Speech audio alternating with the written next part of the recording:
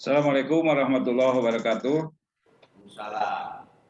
Selamat sore Pak Sekda, Pak Emma Sumarna, yang juga Ketua Harian Satgas Penanganan COVID Kota Bandung. Selamat sore Pak Joni Toat. Ini kawan kita, rekan kita dari masyarakat Tionghoa Peduli yang begitu peduli terhadap warga Kota Bandung. Terima kasih Pak Emma, Pak Joni sudah hadir di acara diskusi atau ngobrol dari pikiran rakyat ini. Sekilas saja Pak, ini acara sebetulnya sudah masuk tahun kedua. Jadi semenjak pandemi COVID, pikiran rakyat itu menyelenggarakan diskusi seperti ini. Itu sudah masuk tahun kedua, bulan tahun ini sudah ke-10-nya, edisi ke-10. Kita juga didukung penuh oleh Satgas COVID Pusat. Jadi ini emang dalam rangka untuk sosialisasi, terutama sosialisasi ubah laku, sosialisasi 5M, yang diantaranya tentu kita semua sudah hafal betul, apalagi Pak Emma sebagai Ketua Satgas Ketua Harian Satgas Kota Bandung.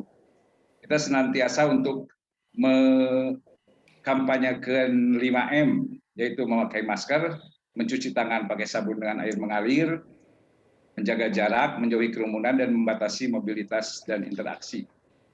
Itu mungkin sedikit gambaran mengenai diskusi atau obrolan yang sekarang sedang kita laksanakan.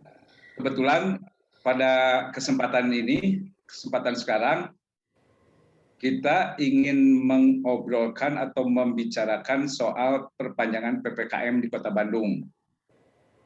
Seperti kita tahu kan sudah mulai lagi nih PPKM diperpanjang sampai 9 Agustus.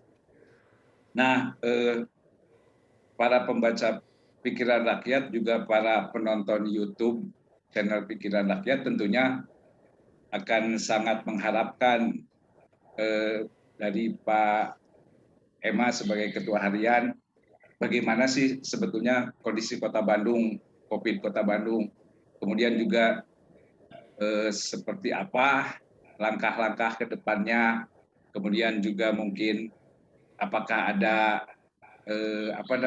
relaksasi yang diharapkan, karena kemarin kan recording in progress. Kemarin kita dikejutkan atau bukan dikejutkan. Kemarin kan para UKM mengancam akan mengibarkan bendera putih, dan saya ketika baca dari wartawan, wah Pak Emma berhasil meredamnya luar biasa gitu ya. Nah itu akan kita obrolkan hari ini juga, seperti apa sih ke depannya gitu untuk PPKM berikutnya. Nah itu yang akan kita bahas. Kemudian juga kenapa saya menghadirkan Pak Joni, perwakilan dari masyarakat Tionghoa Peduli, karena saya pikir Pak Joni dan reng-rengannya dan teman-temannya ini bisa disebut elemen masyarakat yang dari awal, saya mengikuti banget dari awal banget pas begitu pandemi, beliau dengan masyarakat Tionghoa Pedulinya itu wah luar biasa untuk berbagi dengan masyarakat lainnya, khususnya Kota Bandung. Makanya kita ingin tahu nih gimana sih ke depannya nih CMTP, kiprahnya akan seperti apa. Mungkin itu pembukaannya Pak Joni. Punten saya sekarang lebih ngobrol dulu dengan Pak Emma ya. Jadi mungkin saya pertanyaannya akan lebih mengarah kepada Pak Emma sebagai Ketua Harian Satgas COVID. Enggak. Siap. Nuhun Pak Joni. Nuhun. Pak Emma. Ya. Nah itu Pak Emma, punten kan diperpanjang nih. Apakah akan ada perubahan atau ada yang baru nggak dari perpanjangan PPKM yang level 4 sekarang? Ya, saya minta waktu Pak Dedi untuk mencoba apa istilahnya menjelaskan kilas balik awal dari COVID ini ya, supaya ada gambaran utuh gitu. Sambil kita mengingat ulang lah terhadap apa yang pernah, sedang, dan akan terjadi berkenaan dengan masalah pandemi COVID-19 di Kota Bandung ini. Jadi saya mohon izin minta waktu 10 menit lah. Yap. Bapak dan Ibu yang saya hormati, terima kasih atas kepercayaan dan kesempatan waktunya saya untuk diberikan kesempatan berbicara di forum yang sangat terhormat ini, yang strategis ini, dan saya bisa bertemu dengan para tokoh, para stakeholder yang memiliki kompetensi, pengaruh atau apapun, tetapi bagaimanapun juga saya melihat ini sebuah apa istilahnya keuntungan bagi kita, bahwa masih ada warga masyarakat Kota Bandung yang komitmennya tidak berubah, ya, bahwa kita ingin sama-sama menghadapi pandemi ini. Dan terima kasih kepada Pikiran Rakyat yang sudah memfasilitasi. Mudah-mudahan kehadiran Pikiran Rakyat yang selalu dinantikan oleh masyarakat selalu apa istilahnya tune in lah dengan situasi kondisi kekinian, dan itu khasnya Pikiran Rakyat yang selalu up to date dengan berbagai hal, termasuk berbagai isu atau masalah yang sama-sama sedang dihadapi. Bahkan yang sekarang ini kan bukan hanya persoalan kota, tapi juga persoalan dunia, persoalan nasional, persoalan provinsi, dan juga termasuk kita di Kota Bandung.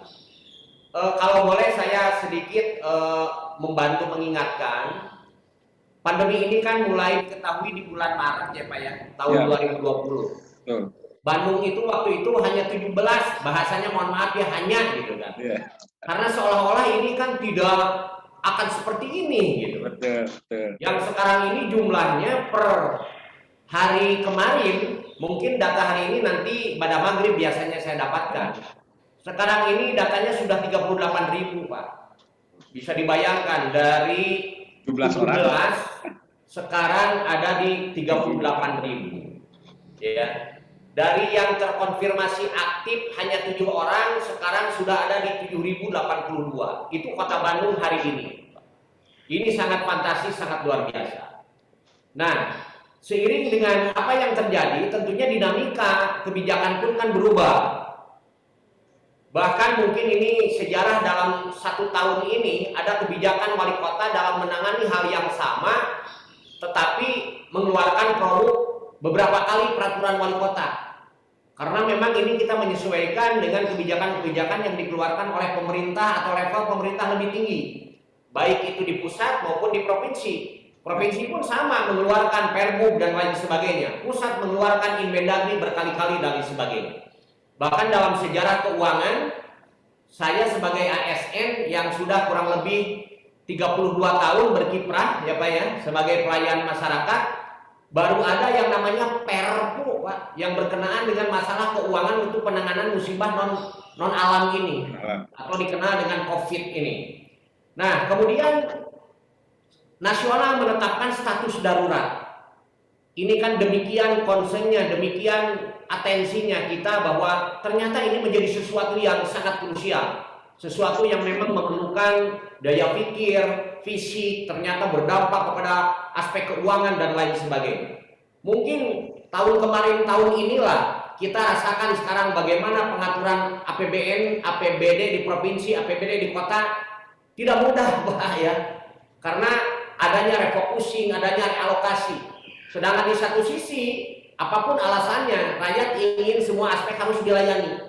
Ya, kita ini pusing adalah etama resiko gitu. Kami sadar resiko kami, insya Allah tidak akan pernah mengeluh.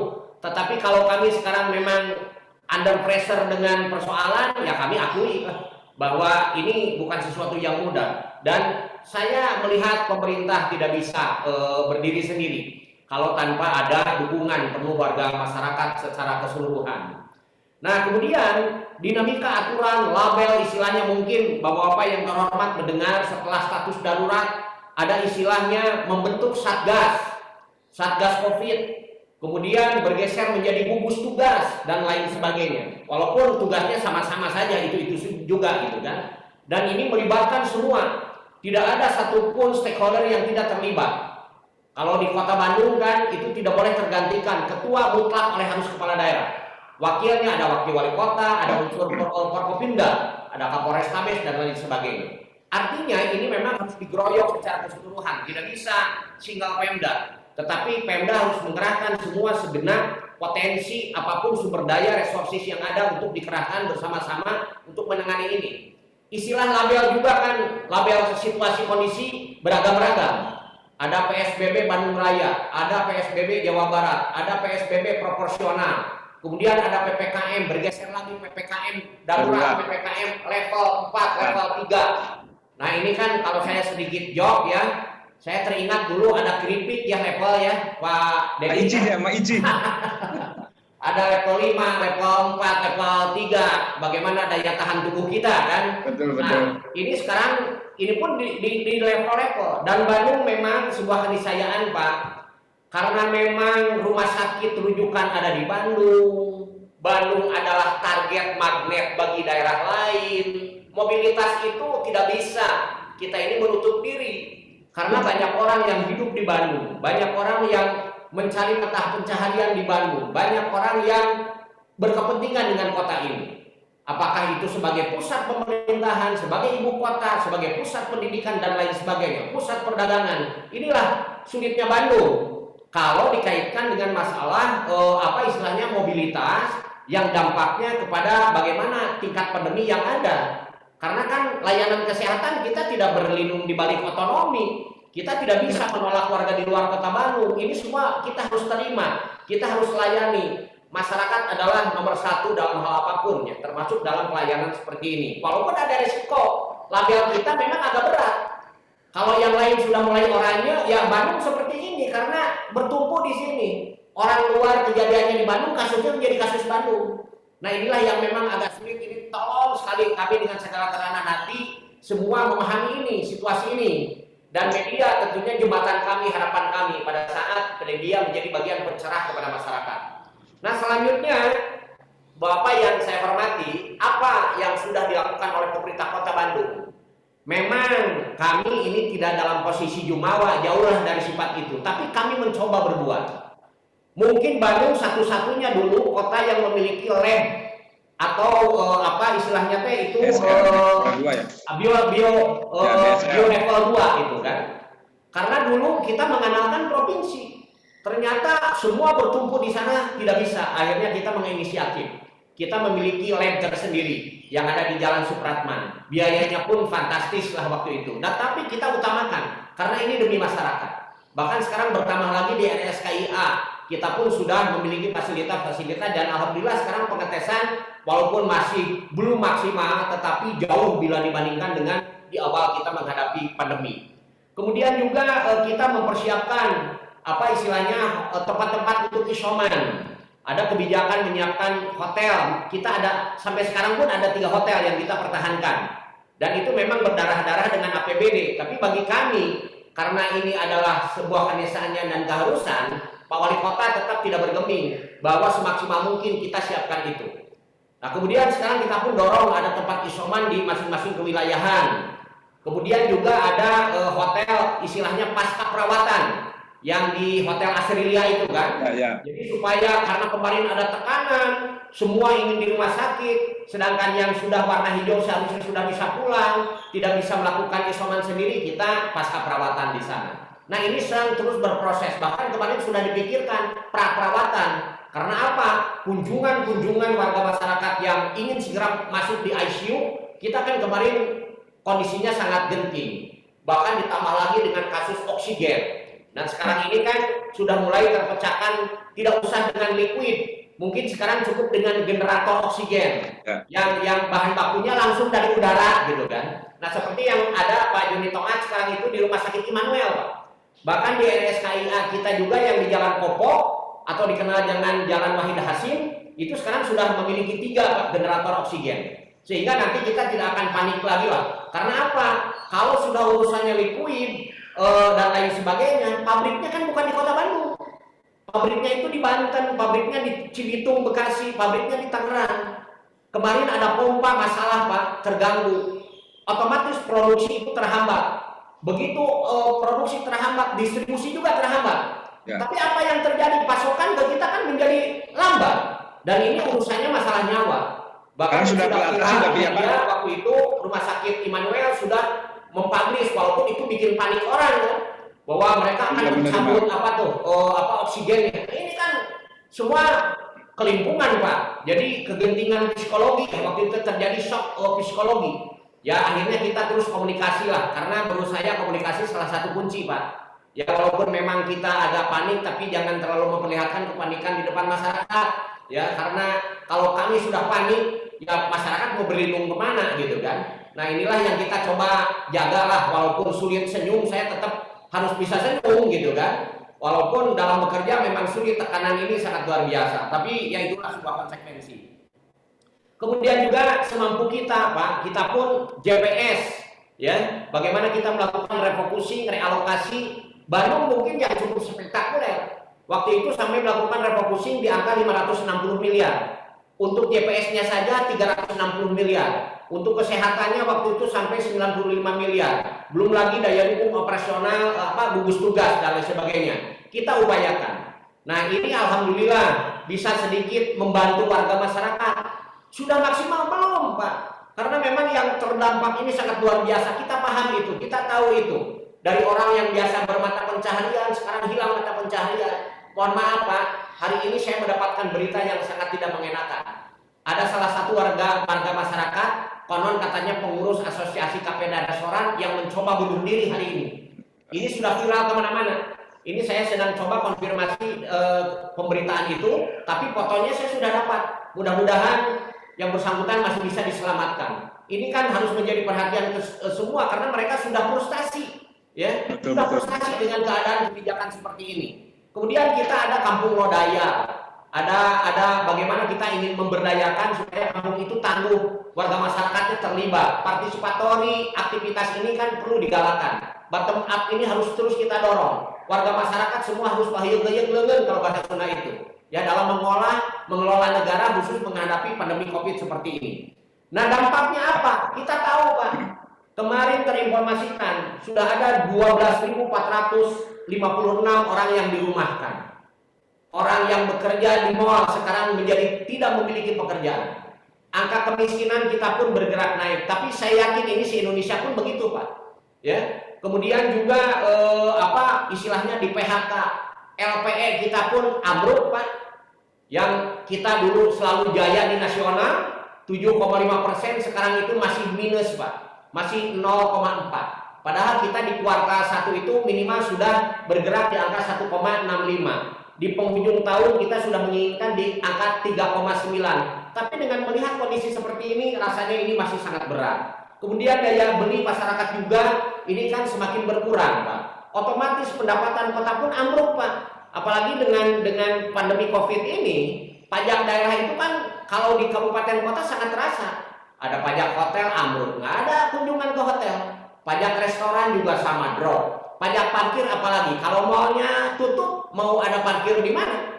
Nah kemudian juga pajak penerangan jalan juga berdampak. Karena banyak hotel-hotel yang merusak listrik, banyak apartemen yang memadamkan listrik, dan itu berpengaruh kepada sistem pembayaran, pajaknya pun otomatis drop. PBB juga dengan daya beli berkurang itu pun berpengaruh. Warga masyarakat masih menyelamatkan dulu perut daripada harus membayar kewajiban kepada negara. Gambarannya seperti itu. Kami paham itu, namun demikian Pak, ada sesuatu yang sangat dilematis. Berbicara kebijakan, berbicara regulasi, kita ini masih didominasi pusat Pak. Pada saat sekarang pemberlakuan PPKM darurat yang sekarang bergeser menjadi PPKM level 4, kita ini ada di level 4. Ini regulasinya mengikat dan mengunci Pak. Jadi bukan permen, tapi ini instruksi menteri yang di sana tidak ada ranah celah masuk kategori pembangkangan. Makanya aturan kita inline Pak. Kalau kata pusat, mall ini harus tutup, ya kita tidak bisa berbicara celah. Oke lah untuk di Bandung mah bukanya 25%, nggak bisa karena dalam aturan itu ada ancaman Pak. Di saat kepala daerah ini tidak sejalan dengan aturan yang lebih tinggi, maka ancamannya konsekuensi kepada kepala daerah itu sendiri. Ini yang membuat Pak Wali Kota kesulitan, mungkin kepala daerah yang lain juga kesulitan. Pak Gubernur pun saya pikir ada kesulitan itu. Karena saya melihat gestur Pak Gubernur sebetulnya kepekaannya luar biasa. Beliau tahu, beliau paham. Begitu juga Pak Wali Kota kami Pak. Beliau pun paham bagaimana derita rakyat. Walaupun kemarin kan sampai ada joke, kok kenapa PKL bisa dine in, kenapa restoran tidak bisa dine in? Apakah pola makan di PKL dengan di restoran itu berbeda? Ini agak membingungkan. Kenapa tukang cukur pribadi boleh buka? Kenapa barbershop yang ada di mall tidak boleh operasional? Apa karena mengguntingnya berbeda atau alatnya yang berbeda? Ini kan jadi jok-jok di masyarakat.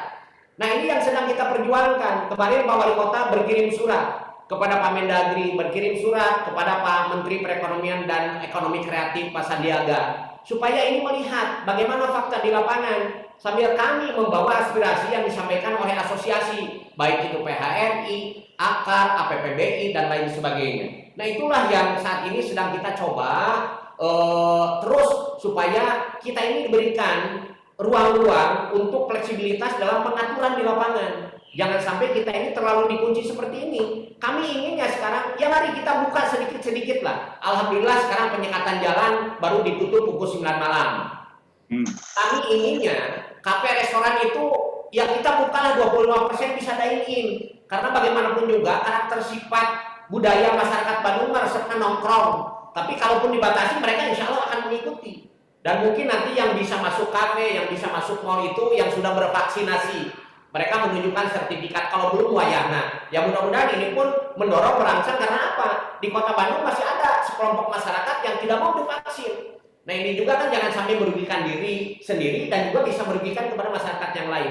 Itu kira-kira gambarannya, Pak Moderator, Pak Dedi, ya, bahwa Bandung ini terus bergerak, pemerintah kota coba bergerak, terus berkomunikasi. Mudah-mudahan dengan situasi kondisi seperti ini nanti ada semacam fleksibilitas dalam sisi regulasi, di mana daerah lah yang menentukan berapa aktivitas itu bisa berjalan, karena kita lah yang tahu karena lebih mengetahui ya dan kondisi. Betul. Di satu sisi ekonomi masyarakat bagaimanapun juga betul kita fokus tetap di kesehatan, tapi dampaknya ini yang harus kita perhatikan. Dimensi ekonominya harus kita garap, dimensi sosialnya harus kita garap. Kalau ini tidak terkendali, tidak menutup kemungkinan sesuatu yang tidak kita harapkan bisa terjadi. Nanti akan ada gerakan-gerakan perlawanan, tentunya itulah yang sangat tidak kita harapkan. Itu dulu Pak yang bisa Pak Ema, punten, kan tadi disebutkan bahwa Pemkot Bandung sudah menyurati ke pusat. Apakah sudah ada jawaban dari mereka atau gimana Pak? Sayangnya belum ada Pak. Belum ada. Belum ada. Terus kalau yang tadi yang soal dine-in, emang ada pelonggaran gitu, udah bisa di kita? Nggak bisa, karena apa? Inmendagri ini mengunci Pak. Jadi yang namanya pokok masih tidak diperbolehkan, kecuali yang menjual kebutuhan pokok dan alat kesehatan. Kemudian yang berjualan online masih bisa, ya. Tapi kalau restonya tetap harus take away. Ya, jadi kafe take away ini belum menjadi kultur kita, itu kan. Betul. Jadi kafe dan restoran tetap tidak bisa dine in ya? Belum boleh Pak, belum boleh sampai dengan tanggal 9 ini nggak boleh. Jadi yang agak berubah mungkin ke penyekatan itu ya? Ya, tapi kan penyekatan tidak diatur di Mendagri itu. Iya, betul. Terus kalau misalkan yang kafe, tapi buka mah boleh ya Pak? Boleh dia buka sampai pukul 20 boleh. Oh, iya. Tapi kan belum diperbolehkan dine in, itu kan yang menjadi persoalan bagi kawan-kawan di AKAR, Asosiasi Kafe Restoran.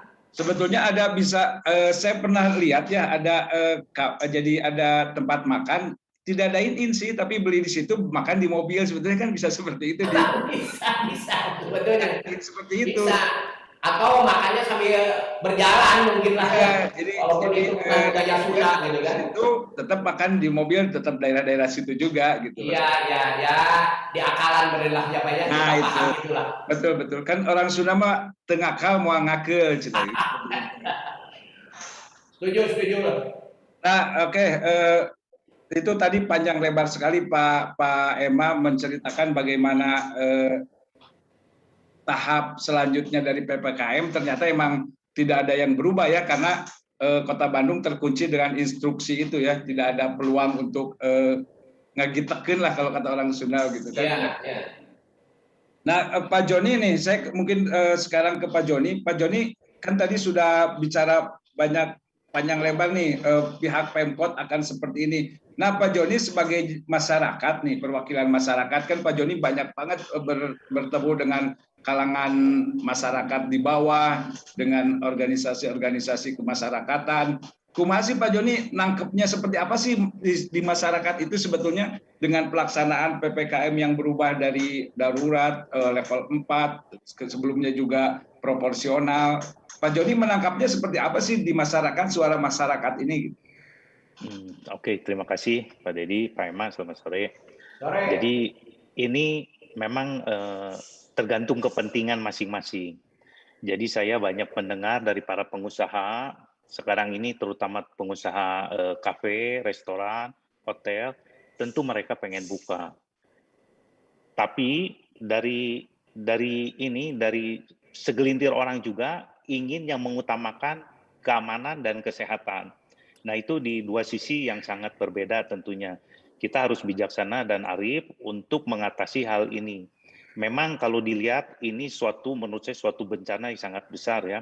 Hampir sudah 1,5 tahun ini menyelenggarakan pandemi ini terjadi, banyak efeknya kepada masyarakat luas, terutama juga masyarakat yang berpenghasilan sehari-hari di Kota Bandung, terutama yang saya lihat.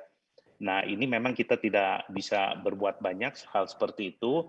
Makanya kita ini ada wadah ini sekarang yang menamakan diri Masyarakat Tionghoa Peduli. Apa yang kita bisa perbuat untuk mereka? Untuk mereka supaya mereka bisa ya ada kehidupan sehari-harinya bisa agak terjamin. Nah, jadi mungkin sekelibat saya akan utarakan kegiatan kepada masyarakat yang belum tahu bahwa memang kita ini punya pengalaman dari tahun 98 ini kita mengadakan bakti sosial tahun 98 waktu krisis moneter itu. Waktu itu kita mengadakan itu sembako jual murah, subsidi hanya 10.000 kalau nggak salah per kantong, isinya macam-macam, 9 bahan pokok selama 2 tahun tiap Rabu dan Sabtu.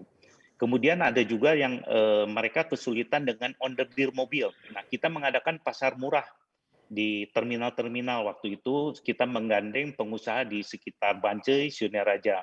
Nah, dari perjalanan itu kita punya pengalaman, maka sekarang kita membentuk wadah ini.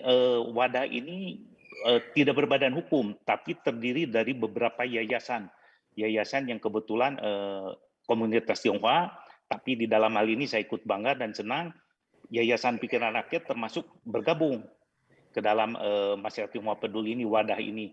Sehingga dari Pikiran Rakyat tentu banyak mengikuti segala macam kegiatan kita. Nah, selama dari bulan Maret tahun lalu sampai dengan sekarang ini kita sudah 800 kali lebih mengadakan bakti sosial. Awal-awal kita memberikan sembako yang kita salurkan lewat instansi-instansi, terutama dengan kepolisian, dengan Kodim juga, Polrestabes, dan juga dengan Pemkot tentunya. Kemudian kita juga selain memperhatikan sembako untuk masyarakat, kita perhatikan juga dari instansi-instansi tersebut, termasuk SKPD, termasuk Satpol PP, Dinas Kebersihan, terus dari Perhubungan dan sebagainya, kemudian dari Polrestabes kita kasih vitamin, APD juga kita lengkapi, karena waktu itu APD sangat kurang, baju hazmat semua kurang, kita penuhi kebutuhan-kebutuhan termasuk vitamin berupa suntikan dan lain-lain.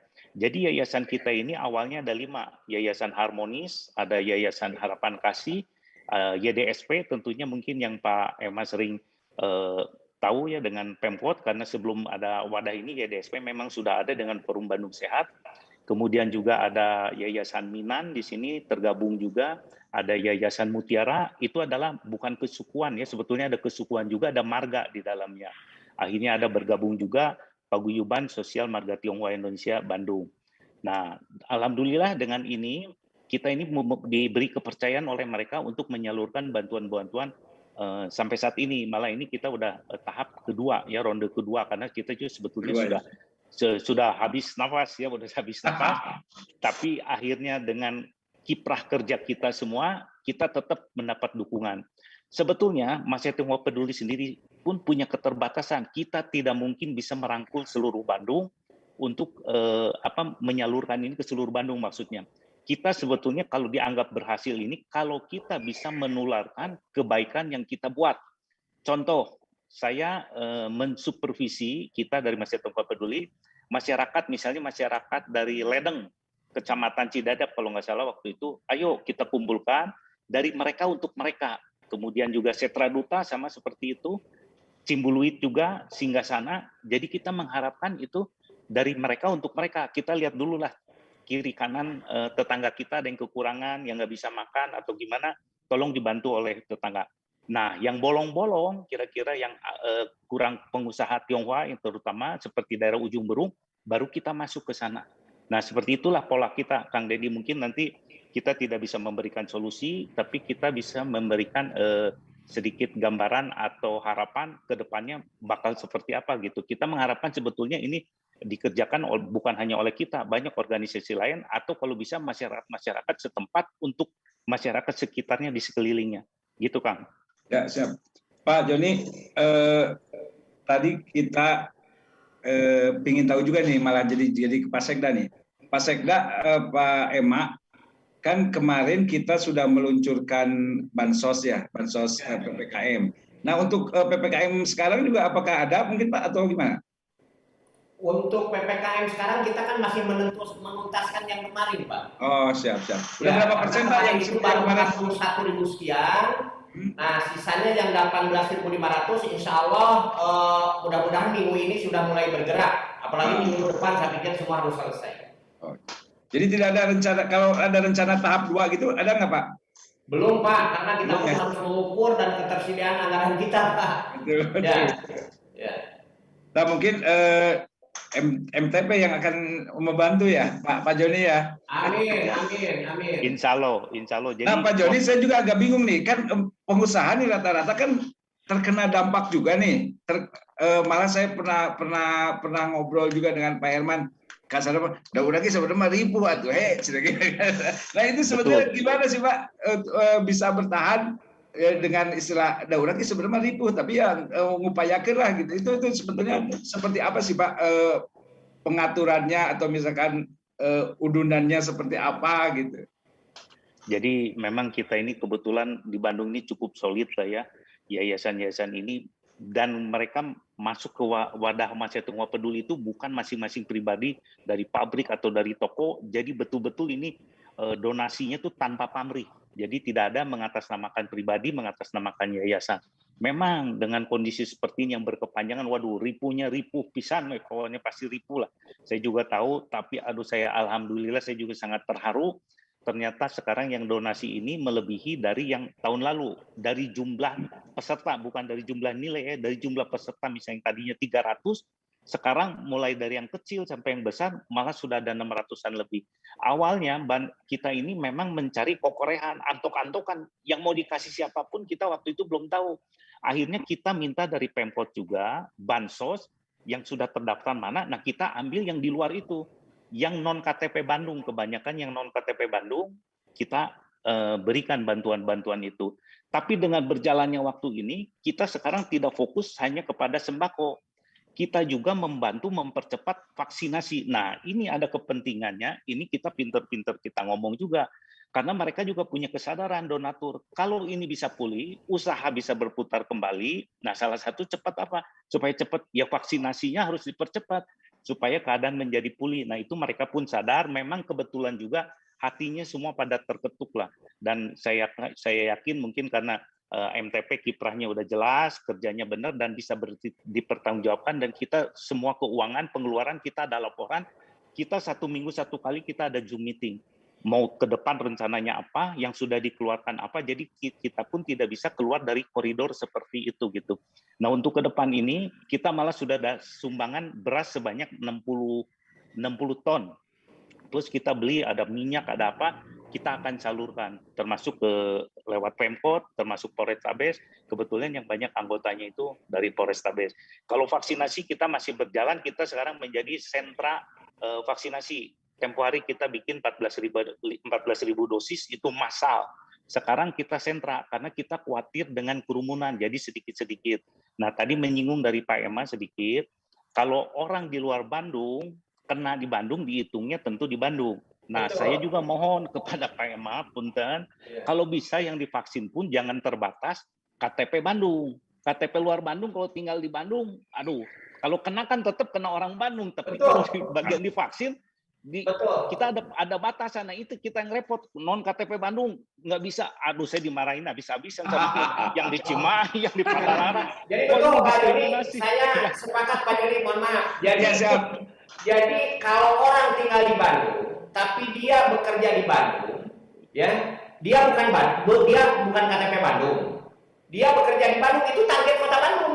Betul. Nah, itu setuju betul, saya. Betul. Saya udah tegaskan itu ke DKK, itu harus begitu. Alhamdulillah. Sudah didengar, mudah-mudahan semua mendengar bahwa tadi omongan Pak Ema bahwa KTP non Bandung tapi kerja di Bandung itu bisa divaksin di Bandung, gitu Pak ya? Bisa, betul.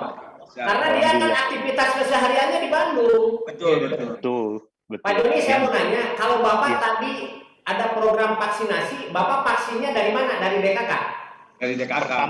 Pertama awal saya dari DKK bekerja sama dengan Puskesmas Cibuntu. Nah sekarang kita ambil dari Polri yang sekarang. Iya. Jadi kita ini punya tim sekarang Pak Ema. Nakes kita punya 200, relawan kurang lebih ada 500.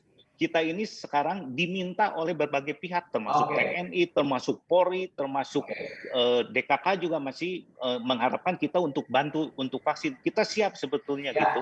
Siap, terima kasih. Ya alhamdulillahnya warga Bandung yang terbantu ya Pak Ema. Iya betul. Ini kan mitra ini kan harus kita karpet merah Pak. Betul. Karena vaksinator kita juga kan terbatas, ya. Jadi kita nyiapkan vaksinnya, mitra ini di bawah koordinasi Pak Joni Toat ini menyiapkan sarana prasarana, gitu kan. Seperti kami dengan grup istana grup itu, kita kan berjalan seperti itu. Ya, jadi betul. udah benar sebetulnya udah benar Pak. Udah lihat memang banyak sekali Pemkot mengadakan sentra-sentra vaksin seperti itu ya. Kemarin ada di wilayah di masalahnya kita sekarang harus terjaga betul vaksin dari pusat ini drop ke kita harus maksimal gitu. Iya betul. Nah, kondisinya sekarang gimana Pak Iman? Provinsi Jawa Barat kan sudah kekurangan vaksin gitu kan. Kota Bandung sendiri gimana Pak? Kota Bandung kemarin saya nanya ke Ibu Ahyani masih aman lah sesuai schedule gitu kan. Tapi tetap kita ini harus antisipasi Pak. Ya. Kalau oksigen sudah mulai aman Pak, oksigen. Mudah-mudahan aman, ya. Terus kita pertahankan. Dan bor kita pun sudah turun, bor kita juga sudah di bawah 60% Pak. Nah itu menarik juga Pak, bor kemarin ada yang ngobrol juga dengan saya. Iya bor sih emang turun, tapi kan bilangan pembaginya juga kemarin karena kita kan nambah waktu kita tingginya gitu kan, nambah rumah sakit, nambah beberapa rumah sakit yang dibuka baru gitu kan. Jadi kalau dalam matematik mungkin bilangan pembaginya juga besar sekali gitu kan. Nah kalau misalkan bornya kita kan sekarang 60-an lebih sedikit ya Pak? Enggak, di bawah Pak. 60 malah. Udah aman ya? Ya bukan aman, artinya tidak melebihi ambang batas WHO lah. Nah, betul. Di bawah, jadi tidak melebihi dari WHO ya? Ya gitu. Artinya kalau boleh, saya khawatir berlebih, masuk kategori terkendali sebetulnya. Oke. Bapak-bapak, itu kita ada 2 sesi sebetulnya Pak, ada 2 sesi sekarang ini. Jadi ini sesi pertama kita sudah ngobrol-ngobrol, nanti mungkin sesi berikutnya saya ingin bertanya kepada Pak Ema dan Pak Joni. Kita dalam sesi kedua ini, saya minta tanggapan ya, kemarin kan tadi Pak Sekda udah bilang bahwa oksigen udah aman lah. Nah yang menarik Pak adalah kebutuhan akan plasma konvalesen ini Pak.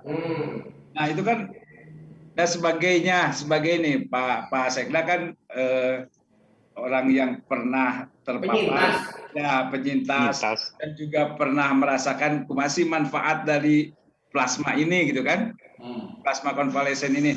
Nah ini ada beberapa kejadian nih Pak, kejadian kebetulan juga menimpa di jajaran kami, di jajaran wartawan, betapa posisi plasma konvalesen ini sangat sedikit, sangat sulit gitu. Nah, gimana sih upaya dari Pemkot, juga upaya dari MTP untuk membantu kondisi seperti ini, Pak? Gimana nih? Mungkin dari Pak Ema dulu. Gini Pak Suhe ya. kita ini kan bergandengan tangan dengan PMI ya. Betul, betul, betul. Itu institusi yang kompeten untuk bisa melakukan proses transfusi darah kan. Betul. Nah, kita pun sudah terus menghimbau terutama kepada para alumni-alumni COVID ini. Ya. Ya, itu yang konon katanya lebih bagus, Pak ya. Ya, termasuk mungkin diri saya. Mungkin saya sedang berhitung karena belum waktunya. Tapi nanti kalau sudah waktunya saya pun harus menjadi bagian pendonor itu. Dan saya pada saat saya dirawat, Pak, saya penerima plasma convalescent juga.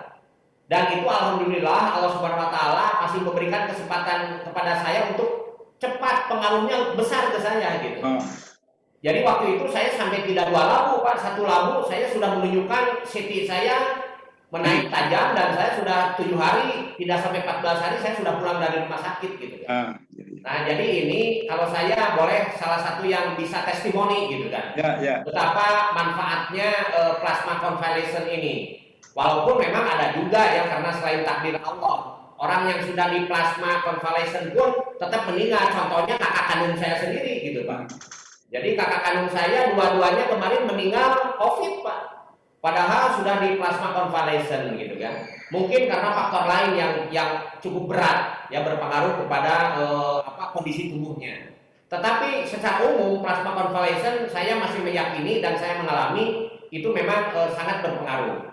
Nah, tetapi dari perspektif teorinya saya tidak kompeten, tapi saya sebagai pengguna pemanfaat saja. Nah, jadi kita mencoba menghimbau, mendorong warga masyarakat, dan saya pun pernah Pak meninjau ke PMI, banyak juga orang yang menyumbangkan darah untuk kepentingan plasma convalescent dan mereka rata-rata LC, lulusan COVID gitu, bukan LC yang lain gitu ya. Bukan LC yang tengah ya. Interpretasinya lain gitu, ya harus hati-hati. Iya. Nah, Pak Emak, sebagainya Panglima nih, Panglima di ASN Kota Bandung nih, apa ada kemungkinan misalkan udahlah bikin gerakan ASN Kota Bandung yang penyintas-penyintas harus, nah, kalau misalkan Panglimanya sudah mengharuskan, pasti kan si ASN yang di bawah akan tunduk dan patuh gitu. Gimana? Ya, mudah-mudahan Pak Suhe ya, karena ini menyangkut masalah non kedinasan sebetulnya yang agak susah ya. Betul. Dan ini kan tergantung dari kesigapan mental yang bersangkutan. Tapi kalau sebatas himbauan pasti kita lakukan lah ya. Karena bagaimanapun juga kita menyadari ASN ini harus jadi teladan dalam hal apapun. Walaupun memang itu tidak mudah. Ternyata teladan itu ada di Pak Joni atau ACS gitu kan. Amin. Nah, Pak Joni, dari Pak Joni gimana nih? Dari kawan-kawan Pak Joni menyikapi kebutuhan plasma konvalesen ini, Pak? Oke, nah kebetulan ini kita di Masyarakat Peduli ini sekarang punya divisi lagi khusus untuk khusus donor. Kita baru mulai 1 bulan kemarin. Kebetulannya ya dengan MTP. Iya, kita memang menyikapi situasi kondisi. Jadi apa yang dibutuhkan kita langsung bergerak. Nah, untuk 1 bulan kemarin kita mengadakan donor. Alhamdulillah selama 6 kali itu kita terkumpul 667 labu. Hanya dalam waktu 1 bulan kita roadshow 6 kali di 6 tempat, di mall, bukan di mall, di kantor, di yayasan, dan termasuk ada di mall 1 di mall karena mallnya kebetulan tutup yaitu BTC.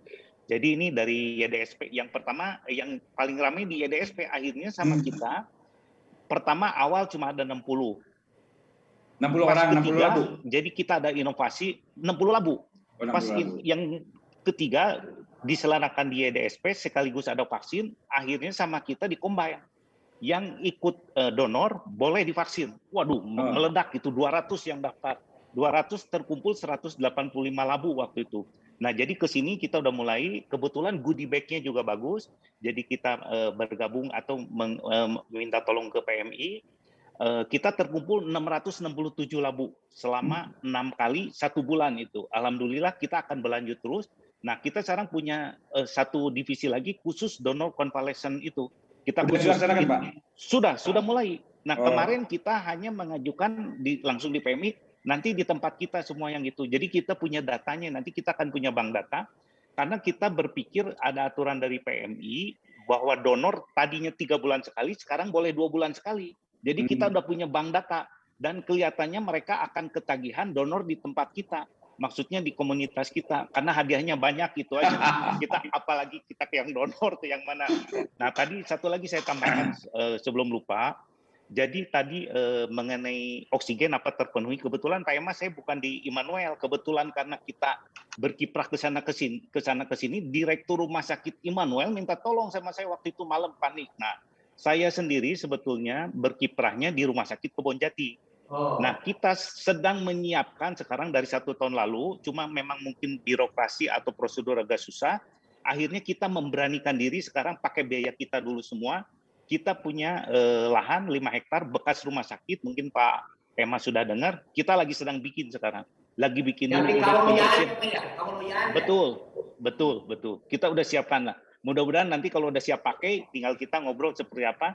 Cuma kita nanti mohon izinnya aja, izinnya dipercepat. Kita udah bed, udah siap sekarang. Kebetulan bed ada yang sumbang. Itu juga Mang Odet yang telepon sendiri ke donaturnya. Telepon dia raja. Nanti saya pasang badan Pak dengan birokrat Pak. Ya, ada hambatan bilang ke saya Pak. Hebat. Siap. Ya, jadi alhamdulillah apa yang dibutuhkan kira-kira kita udah ngikutin situasi darah apa, rumah sakit apa, kita udah termasuk oksigen. Kita membantu dengan network kita untuk mencarikan oksigen juga. Gitu. Terima kasih Kang Deddy. Siap. Pak Joni, punten Pak Joni, itu saya menarik ya, itu generator oksigen Pak Joni, gimana Pak Joni? Jadi kita juga itu harus impor, jadi kita yang tipe kecil namanya tuh oksigen konsentrator ya. Jadi ya, itu kita cari yang 10 LPM, yang untuk rumah sakit kebutuhannya adalah 10 per menit, 10 liter per menit. Nah itu yang kita cari, itu mesti jadi memang udaranya diambil dari udara sekitar. Saya pikir awalnya juga udara di luar, ternyata nggak, di dalam ruangan bisa. Saya udah ada contoh juga kemarin kan saya udah ketemu sama Pak Dr. Ruli, Pak Ruli, yang di Immanuel. Nah beliau itu yang memperkenalkan saya generator oksigen Pak. Betul. Ada itu saya pikir lebih efektif Pak. Dan kita tidak tergantung ke pihak luar. Itu makan udara ada di kita. Ya, betul. Tapi itu untuk kondisi awal. Tapi kalau udah saturasinya di bawah 80 udah nggak ketolong juga pakai itu. Nggak bisa gitu. Nggak bisa. Jadi cuma untuk oksigen biasa gitu Pak, kayak oksigen kebanyakan biasa. Dipakai di rumahan. Cuma ini kita pengalaman dari India. Makanya sekarang banyak di YouTube bahasanya bahasa India. India kan pernah keteteran oksigen, pakai itu ternyata berhasil juga gitu. Kemarin juga IPB juga udah ngadain yang udah penelitian yang itu Pak, generator oksigen itu. Iya betul. Oke lah, Bapak-bapak, terima kasih sekali. Saya hari ini bertemu ngobrol dengan orang-orang hebat, orang-orang yang tidak diragukan lagi kiprah kinerjanya untuk kemanusiaan. Terlepas itu Pak Ema sebagai ASN, tapi saya lihat pergerakan beliau ini luar biasa sekali gitu kan, sampai ke bawah sampai ke wilayah kecil pun gitu. Ya, saya tidak melihat bahwa itu tugas sebagai sekda, tapi saya beberapa kali lihat Pak Ema kondisi COVID pun setelahnya langsung tancap gas lagi. Saya sangat mengapresiasi. Tanggung jawab ketua harian Pak, berat Pak. Saya sangat berhormat kepada beliau. Kepada Pak Joni juga saya luar biasa hormat Pak Joni, masyarakat yang sangat peduli kepada warga lainnya.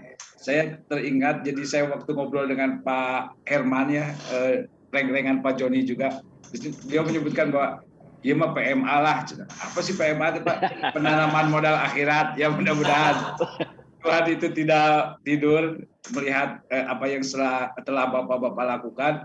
Terima kasih dari Pikiran Rakyat untuk Pak Ema, untuk Pak Joni, orang-orang hebat di Kota Bandung. Terima kasih sekali. Assalamualaikum warahmatullahi wabarakatuh. Waalaikumsalam warahmatullahi wabarakatuh. Siap. Mangga nun Pak Ema nun.